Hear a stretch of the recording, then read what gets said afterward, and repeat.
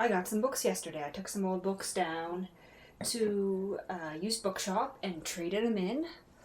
I got A Mask of Aesop, annotated edition by Robertson Davies. According to the little price and note in here, this is scarce, so kind of difficult to find apparently. Not one of his greater known works.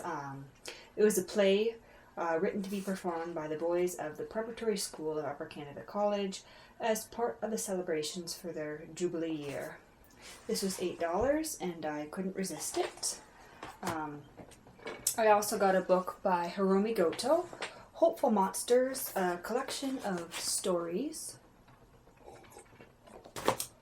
And I got Hard Light by Michael Crummy. This, I believe, is also a collection of stories. Yep, stories. East by the Sea and West by the Sea, The Way Things Were, Making the Fish, Acts of God, The Law of the Ocean. I've talked about Michael Crummy before on my channel. He wrote Sweetland and what was it called? Galore. Those are great novels. I also picked up a copy of The Hidden Mountain by Gabrielle Roy. Gabrielle Roy wrote one of my favorite books from the 1940s, The Tin Flute. It's a great, she's a great French-Canadian author.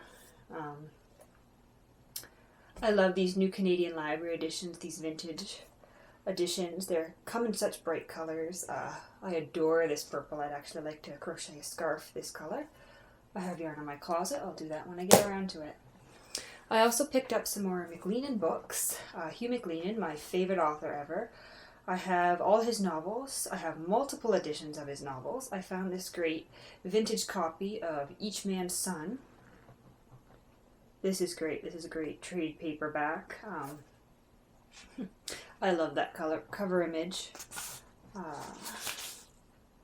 Macmillan of Canada, Toronto, Laurentian Library, number 11. Yeah, great little paperback.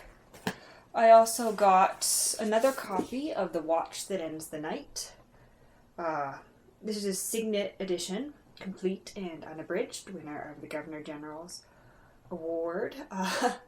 This is a great cover. It reminds me a bit of a Harlequin Romance, or the cover of some of the editions of Gone with the Wind, which is also a great book.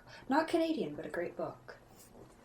And I got another new Canadian Library book, The Cure of Saint Philippe by Francis W. Gray.